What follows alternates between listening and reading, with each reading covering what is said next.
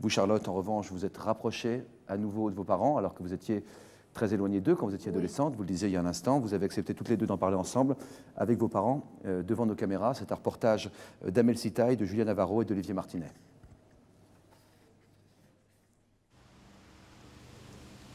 Aujourd'hui, j'ai l'impression de vivre normalement en fait.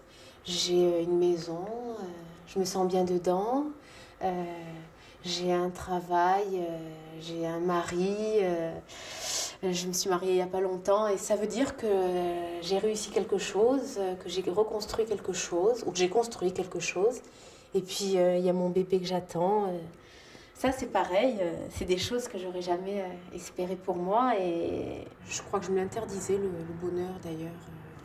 Bon, là, c'était dans les années 80. Il y a Charlotte et moi. Je devais avoir 8 ans et Charlotte 10 ans quand tout ça a commencé. Je ne sais pas d'ailleurs si à ce moment-là, on se rendait compte si c'était normal ou pas normal, si on se rendait compte d'un abus.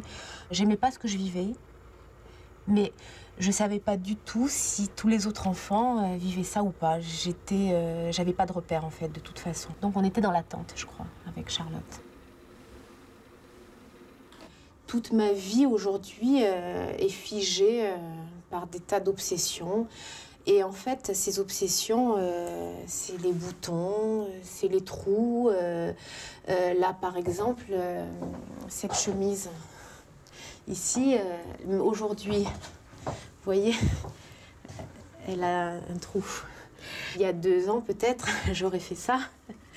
Je l'aurais prise du bout des doigts. On pense à autre chose.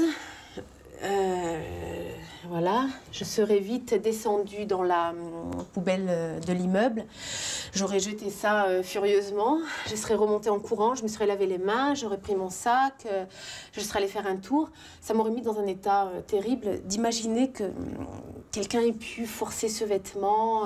Tout ça me fait ressentir que moi aussi, j'ai été très fragile et qu'il y a des choses qu'on a déchirées en moi et ça me fait très peur. Alors que Cécile gardait le silence depuis des années, sa sœur Charlotte a choisi il y a 3 ans de tout révéler à leurs parents. Pour se préserver, Cécile a alors préféré prendre ses distances vis-à-vis de sa famille. Ça n'a jamais été un choc pour moi. J'ai toujours progressé dans la vie avec ce qui s'était passé. Quand ma sœur et mes parents l'ont appris, ils ont plongé en fait forcément dans une douleur extrême, une souffrance, des envies sans doute de vengeance, des tas de choses négatives que moi je n'ai pas connues avec eux parce que moi je gérais tout au quotidien depuis 20 ans. Tu es à côté de moi et je vois ta maman. Donc c'est un bon moment. Tiens ma puce. Alors je ne sais pas si tu te rappelles, mais moi ça m'a marqué énormément. C'est le jour où cet homme-là est venu ici, à la maison, et il m'a dit, voilà, Cécile, je pourrais lui faire un stage. Et toi, tu étais à côté, je te revois, je revois toute la scène, d'une manière extrêmement précise. Et j'étais très naïf et complètement à côté de la plaque, parce que j'imaginais rien. Et toi, tu faisais des signes, mais je ne voyais rien. Et moi, j'ai dit oui, bien sûr, il n'y a aucun problème. L'idée de vous annoncer cette chose-là, je risquais de vous perdre. C'était peut-être ridicule, mais on a toujours quand même ce sentiment d'avoir provoqué les choses. Moi-même, je suis encore en train de rechercher comment j'ai pu attirer cet homme-là.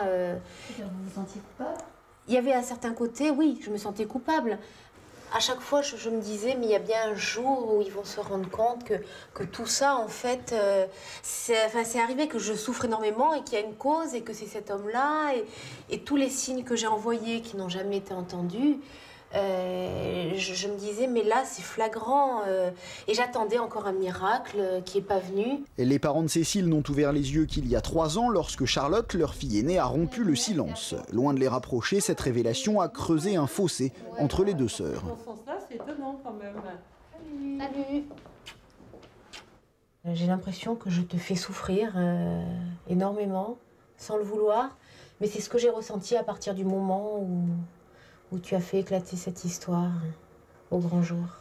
Ben, c'est en fait, toi, tu t'en es bien sorti. toi, enfin, la réussite de ta vie me renvoie à l'échec de la mienne. C'est ce que j'ai ressenti. En fait. Toi, tu es mariée, tu as un bébé, tu travailles, tu poursuis tes études. Moi, j'ai 33 ans, je suis seule, je suis en arrêt de travail, longue maladie, je suis dépressive. Et je suis pas heureuse dans la vie. Et voir le bonheur des autres, surtout s'ils me sont proches, ça me... En toutes ces années, aucune des deux ne savait que l'autre aussi avait été victime.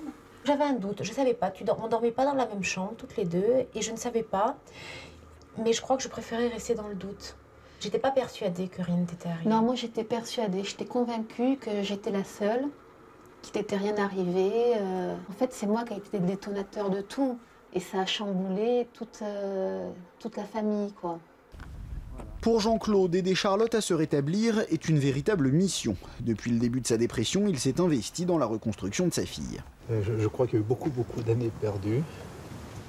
Et je pense que si tu veux te reconstruire, eh bien il faut que je sois là. Je suis en déphasage avec la vie actuelle, avec les gens. J'ai l'impression d'être en déphasage total.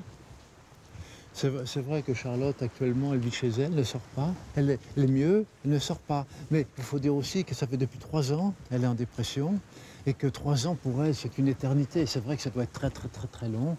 Elle n'a pas d'espoir et elle ne se rend pas compte qu'elle évolue. Je me rappelle un jour, quand on est arrivé chez toi, tu es sorti pour nous accueillir et tu avais un sourire merveilleux. Un sourire que j'avais jamais vu depuis des années. Et c'est là on se dit, on peut te sauver. Et puis pour moi, je pense que, je ne sais pas, retrouver ton père, moi retrouver ma fille, j'aimerais que ce soit merveilleux. J'espère que ça sera merveilleux. Ouais.